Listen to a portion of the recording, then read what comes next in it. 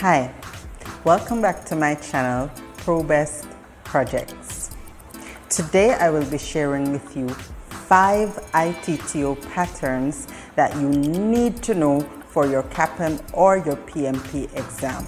I will also be sharing with you 5 possible questions in relation to the ITTO patterns that I've shared that you can expect to see on your exam.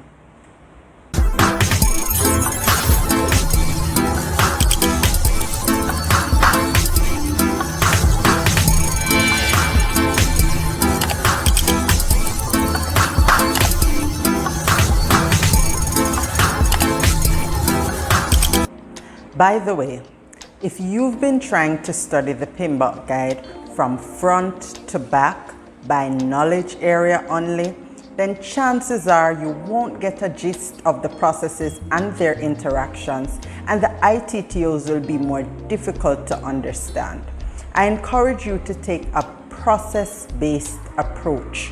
What are the processes that fall within the initiating process group, the planning process group, the executing process group, the monitoring and controlling process group, and the closing process group? I encourage you to take a look at it that way. It will be easier for you to see the patterns and the interactions, and easier for you to remember them for your exam. Number 1, know the unique verbs for each process group.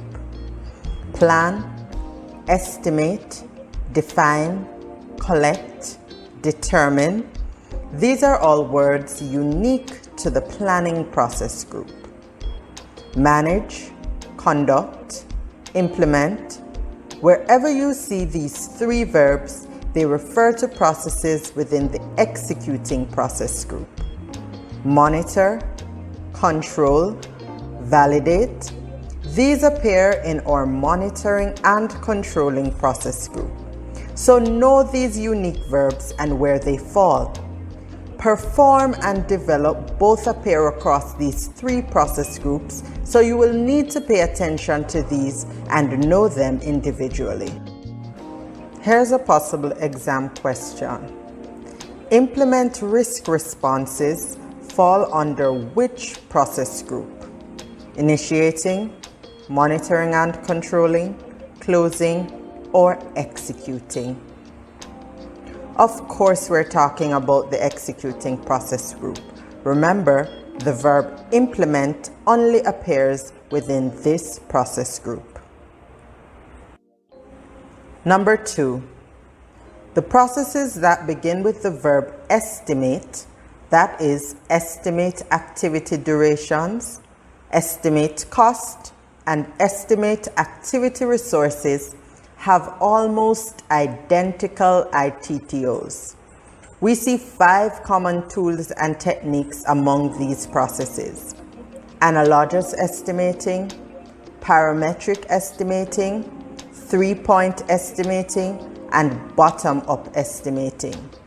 These are all unique to these processes, and another common tool among them is data analysis. Bases of estimates also appear as a unique output for these 3 processes. What other similarities are you able to find?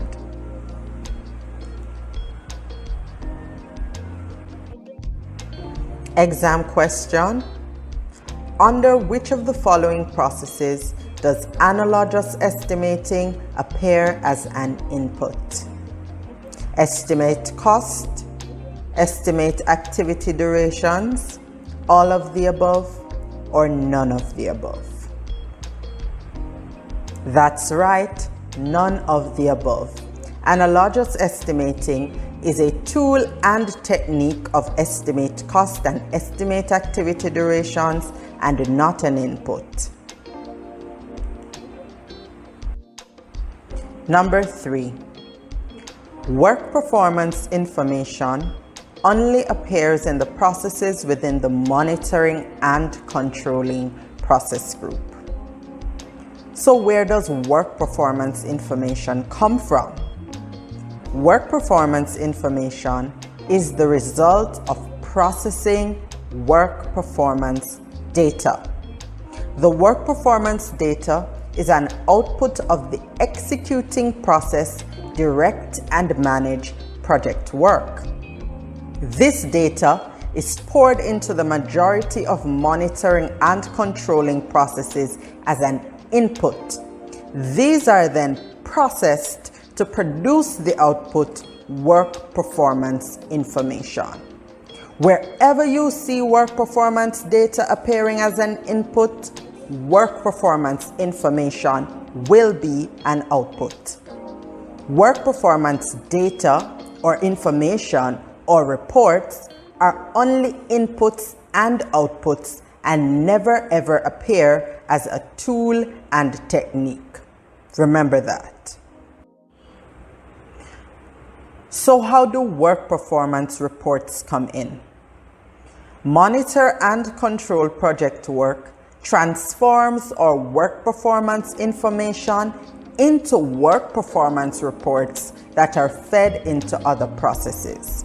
That is, work performance information goes into the monitor and control project work process as an input, and the output is work performance reports. Please also remember that work performance reports appear as an output only in this single process. Work performance reports then become an input to manage team, monitor risk, and manage communication. Here's a question. Work performance report is an output of which of the following processes? Direct and manage project work, monitor and control project work, close project or phase, or control resources? Of course, it's monitor and control project work.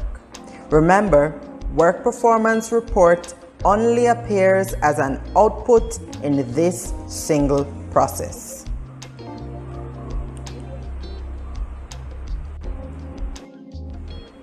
Number 4. Since we've been talking a lot about work, let's take a look at the interesting pattern with our deliverables. The output of all the work that is put in during the executing process, direct and manage project work are your deliverables.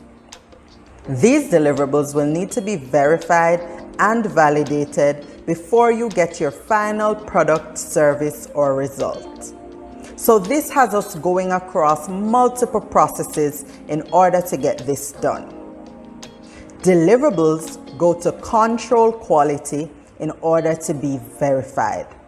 So the deliverable goes in as an input and the output will be verified deliverables. But this is not where it ends.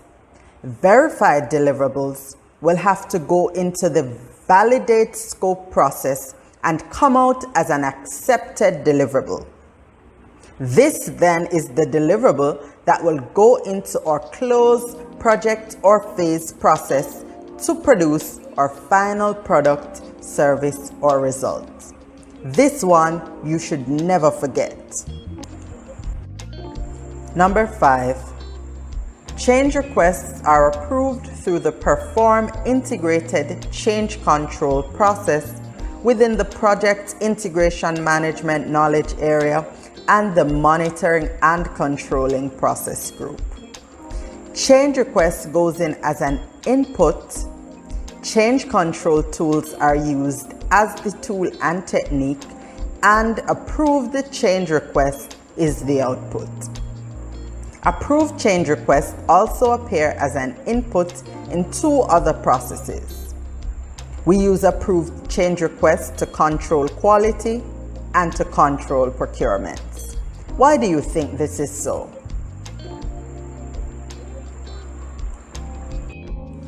Exam question. In which of the following knowledge areas does Perform Integrated Change Control appear? Change Control Management, Project Integration Management, Project Scope Management, or project change management? Of course, it's project integration management. Always remember this one. Is change control management a knowledge area? No, it certainly isn't.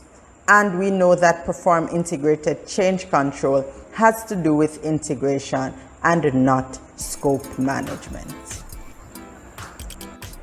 I hope you liked those 5 tips, and I really hope they will be helpful to you in preparing for your CAPM or PMP exam. Do remember to hit like, to hit subscribe, and also to hit the notification bell so that you can be notified when I post more videos like this one. All the best! This week's Pro Trend is brought to you by yours truly, ProBest. Virtual teams. Now this one is particularly on the rise because we are living through a global pandemic where co-location is no longer the best, nor is it the safest solution. Work from home, telecommuting, or teleworking, they are the order of the day, and project teams now have to get a little more creative in meeting their target. How has your experience been as a project manager or a project team member since this pandemic? Please leave a comment below. I would love to hear from you. Thanks again for watching.